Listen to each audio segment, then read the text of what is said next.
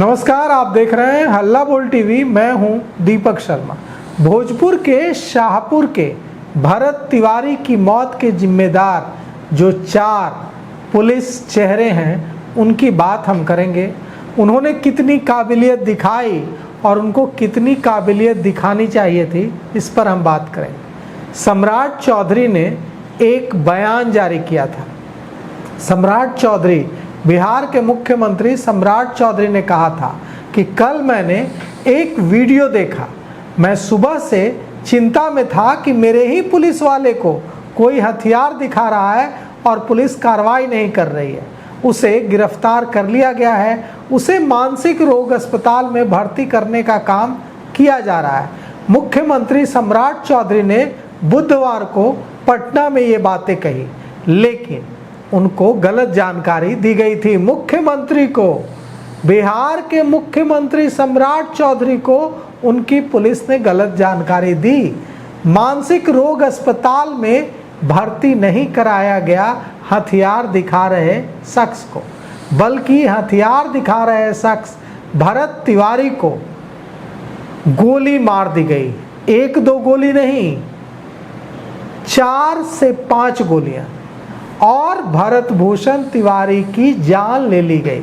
परिजनों ने, उसकी मां ने कहा है कि 5 गोलियां मारने के बाद पुलिस ने उसे और राइफल की बट से पीटा।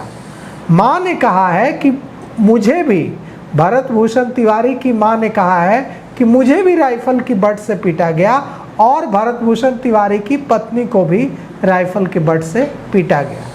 अब सवाल यह उठता है कि किसने पीटा। और जब मुख्यमंत्री कह रहे हैं बिहार के कि वो जो पुलिस को बंदूक दिखा रहा है वो एक मानसिक रोगी है और उसे मानसिक रोग अस्पताल में भर्ती करने का काम किया जा रहा है, तो फिर सूबे के मुखिया के इस बयान के बाद पुलिस को इतना साहस कहां से आया कि सब इंस्पेक्टर, थानेदार, SHO ने, राजेश मालाकार ने उसे गोली मार दी। भरत भूषण तिवारी को गोली मार दी गई, घुटनों में और जांघ में, और करीब से गोली मारी गई है। मां जो बता रही है वो तो बता रही है, लेकिन जब जांच होगी तो क्या होगा इन पुलिसकर्मियों का। अगर अच्छे तरीके से, सही तरीके से जांच हो गई तो आप सोचिए। वीडियो में फेसबुक लाइव था वो भरत भूषण तिवारी और कह रहा था कि इन पुलिसकर्मियों ने मुझे भरोसा दिया है कि भ्रष्टाचार नहीं होगा। सोचिए उसकी दिमागी हालत क्या थी। वो कह रहा है कि एक थानेदार, एक दारोगा ने मुझे आश्वासन दे दिया कि बिहार में अब भ्रष्टाचार नहीं होगा। एक दारोगा की क्या हैसियत होती है कि वो पूरे बिहार में भ्रष्टाचार रोक दे। वो कह रहा है, उसकी दिमागी हालत समझिए। और ऐसे मानसिक बीमार को पुलिस ने गोली मार दी। CM ने जो कहा उससे उलट इस मानसिक रोगी को मुख्यमंत्री सम्राट चौधरी की पुलिस ने गोली मारी और आरोप है पुलिस पर कि उसे का इलाज भी नहीं कराया गया, उसे इधर उधर घुमाते रहा गया। जब वो मर गया तब उसे अस्पताल ले जाया गया। पुलिस कह रही है कि उसे शाहपुर रेफरल अस्पताल ले जाया गया, फिर आरा सदर अस्पताल ले जाया गया और फिर पटना के PMCH में एडमिट कराया गया। लेकिन वहाँ के लोग कह रहे हैं, उसके परिवार के लोग कह रहे हैं कि उसकी मौत के बाद उसे अस्पताल ले जाया गया। भरत तिवारी की मौत के बाद, एनकाउंटर के बाद गुरुवार को आरा में सड़क जाम कर लोगों ने विरोध प्रदर्शन किया और पुलिस पर सवाल उठाए। लेकिन पुलिस के कौन वे 4 ऑफिसर्स हैं जिन्होंने अगर अपनी सूझबूझ का परिचय दिया होता तो एक मानसिक रोगी एनकाउंटर का शिकार नहीं हुआ होता। उस पर एक आपराधिक मामला दर्ज नहीं है। वो BSc पास एक बेरोजगार युवक है जो बेरोजगारी के दंश को सहता सहता मानसिक रूप से अस्वस्थ हो गया। हम पागल भी नहीं कह सकते हैं, मानसिक रूप से अस्वस्थ हो गया। अब मानसिक रूप से बीमार यह युवक, बेरोजगारी का दंश झेल रहा हर युवक यह जानता है कि बेरोजगारी कैसे कचोटती है। और अगर कोई लंबे समय तक पढ़ा लिखा युवक बेरोजगार होता है तो उसका मानसिक रूप से डिप्रेशन में जाना, उसे मानसिक रूप से बीमार होना स्वाभाविक है। उसकी जो माँ है भरत भूषण तिवारी की माँ आशा देवी ने जो कहानी बताई है उसके मुताबिक पुलिस ने पकड़कर, जब उसने हथियार फेंक दिया और फेसबुक लाइव बंद कर दिया तो उसे पकड़कर पुलिस ने गोलियां मारी और उसके बाद गोलियां मारने के बाद राइफल की बट से पीटा। अब सवाल यह उठता है कि थोड़ी सी समझदारी, थोड़ी सी सूझबूझ अगर पुलिस के ये 4 ऑफिसर्स दिखाते तो हालत दूसरी होती। अब पुलिस ने शाहपुर थाना के एसएचओ, एक दारोगा, एक एएसआई और 4 सिपाही जो इसमें दिख रहे हैं उनके खिलाफ कार्रवाई की है और इन सभी पुलिसकर्मियों को सस्पेंड कर दिया गया है। किसे किसे?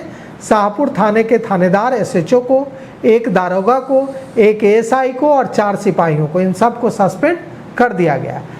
राजेश कुमार मालाकार को सस्पेंड किया गया है, ये शाहपुर थाना के एसएचओ थे। सबसे ज़्यादा जिम्मेवारी इन्हीं की है। ये जब बिलौटी गांव पहुंचे थे तो इनके सामने ही भरत तिवारी ने पिस्टल तान कर ठोक देने की धमकी दी थी। उन्हें यह समझना चाहिए था कि मानसिक रूप से बीमार इस शख्स को साइकोलॉजिकल काउंसलिंग की ज़रूरत है, बल प्रयोग की ज़रूरत या गोली मारने की ज़रूरत नहीं है। लेकिन राजेश मालाकार एसएचओ थानेदार ने सीधे एसटीएफ बुलाकर मोर्चा खोल दिया। पुलिस अधीक्षक राज हैं भोजपुर के। पुलिस अधीक्षक की जिम्मेवारी यहाँ बेहद अहम थी। वहाँ से एसपी कार्यालय की ओर से जो प्रेस विज्ञप्ति जारी की गई थी उसमें भी कहा गया था कि यह युवक मानसिक रूप से बीमार है, विक्षिप्त है, उसे मानसिक अस्पताल भेजने की प्रक्रिया चल रही है। फिर सीधा ऊपर क्यों भेज दिया गया? जब यह पता था कि जो पुलिस को ठोक देने की धमकी दे रहा है और जो ऐसी बहकी बातें कर रहा है उसे मानसिक रोग से बीमार पुलिस बता रही है, तो उसे आंसू gas, rubber bullet, water cannon और दूसरे तरीकों से कंट्रोल किया जा सकता था। तीसरे जो जिम्मेवार हैं वो एसटीएफ टीम के ऑपरेशनल इंचार्ज हैं। एनकाउंटर के समय एसटीएफ और जगदीशपुर के एसडीपीओ राजेश शर्मा वहां लीड कर रहे थे। जब एनकाउंटर हुआ उस समय एसटीएफ के जवान बुलेट प्रूफ जैकेट पहनकर आगे बढ़ रहे थे। वहां सवाल यह उठता है कि उनको, राजेश शर्मा को वहां पर ध्यान रखना चाहिए था और इस बात का कि कोई रास्ता निकले और गोली मारने की नौबत ना आए, कम से कम उस व्यक्ति को जो मानसिक रूप से बीमार है। साथ ही साथ शाहपुर थाने के फील्ड अधिकारी और जिला मुख्यालय ने, सोशल मीडिया सेल ने जो कुछ दिनों से वायरल वीडियो देख रही थी वहाँ पर बड़ी गलती है, क्योंकि यह युवक खुद को क्रांतिकारी बता रहा था, यह युवक खुद को समाज सुधारक बता रहा था और इससे पता चलता है कि उसकी दिमागी हालत क्या थी। लेकिन पुलिस ने उसे दवा देने के बजाय, पुलिस ने उसे अस्पताल में, मानसिक रोग अस्पताल में भर्ती कराने के बजाय ऊपर पहुंचा दिया।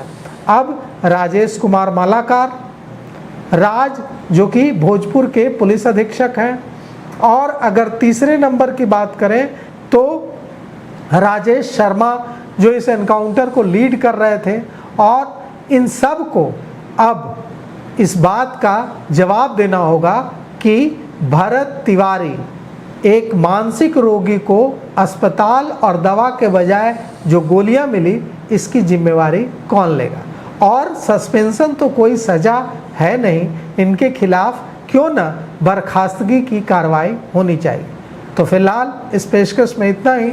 आगे की खबरों के लिए देखते रहिए हल्ला बोल टीवी। शुक्रिया।